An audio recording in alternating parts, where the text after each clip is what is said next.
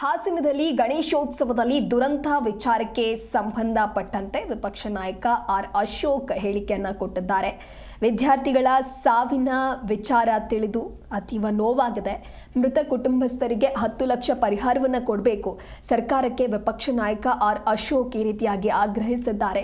ಹೆಚ್ಚಿನ ಚಿಕಿತ್ಸೆಯನ್ನ ಕೊಡಿಸುವಂತ ಕೆಲಸ ಸರ್ಕಾರದಿಂದಲೇ ಆಗಬೇಕು. ಬಿಜೆಪಿಯಿಂದಲೂ ಮೃತರಿಗೆ ಪರಿಹಾರಕ್ಕಾಗಿ ನಾವು ಚಿಂತನೆಯನ್ನ ನಡೆಸಿದ್ದೇವೆ. ದುರಂತಕ್ಕೆ ಚಾಲಕನ ಅಚಾತುರ್ಯವೇ ಕಾರಣ ಅಂತ ವಿಪಕ್ಷ ನಾಯಕ ಆರ್ ಅಶೋಕ್ ಹೇಳಿಕೆ ಕೊಟ್ಟಿದ್ದಾರೆ. ನೆನ್ನೆನೇ ನನಗೆ ವಿಷಯ ಗೊತ್ತಾಯಿತು. ನೆನ್ನೆನೇ ನಾನಲ್ಲಿ ನಮ್ಮ ಜಿಲ್ಲಾಧ್ಯಕ್ಷರ ಜೊತೆ ಎಲ್ಲ ಮಾತಾಡಿದೆ. ಭಾಳ ಮೊದಲಾದಾಗ ಸುಮಾರು 4-5 ಜನ ಅಂದರು. ಕೊನೆಯಲ್ಲಿ ಅದು 8-9 ಇನ್ನೂ ಭಾಳ ಜನ ಸೀರಿಯಸ್ ಆಗಿದ್ದಾರೆ. ಗಣೇಶನ ಹಬ್ಬದಲ್ಲಿ ಈ ಥರ ದುರ್ಘಟನೆ ಆಗಿರ್ತಕ್ಕಂಥದ್ದು ಅದು ಭಾಳ ನೋವಿನ ಸಂಗತಿ. ಮೃತರಾಗಿದ್ದಾರೆ ಎಲ್ಲರೂ. ಪಾಪ ಎಲ್ಲ ಹಳ್ಳಿ ಜನ, ಅದರಲ್ಲೂ ವಿದ್ಯಾರ್ಥಿಗಳು ಎಲ್ಲ ಇದ್ದಾರೆ. ಒಂಥರ ಭಾಳ ನೋವು ಥರ ಅಂಥದ್ದು. ಗಣೇಶನ ಹಬ್ಬದಲ್ಲಿ ಈ ಥರ ಘಟನೆ ಆಗಿದೆ ಅಂತೇಳಿ ನನಗೂ ಭಾಳ ನೋವಾಗಿದೆ.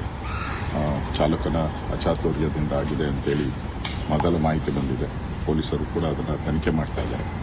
ಸೊ ನಾನು ಕೂಡ ಅಲ್ಲಿಗೆ ಭೇಟಿ ಮಾಡ್ತಾ ಇದ್ದೀನಿ, ಹೋಗ್ತಾ ಇದ್ದೀನಿ. ನಾನು ಕೂಡ ಆಸ್ಪತ್ರೆಗೆ ಭೇಟಿ ಮಾಡ್ತೀನಿ, ಗಾಯಾಳುಗಳನ್ನು ಭೇಟಿ ಮಾಡ್ತೀನಿ. ಮೃತರ ಯಾರಾಗಿದ್ದಾರೆ ಅವರ ಕುಟುಂಬಕ್ಕೆ ಸಾಂತ್ವನ ಹೇಳೋ ಕೆಲಸ ಮಾಡ್ತಾ ಇದ್ದೀನಿ. ಇದು ಆಗಬಾರ್ದಾಯಿತು.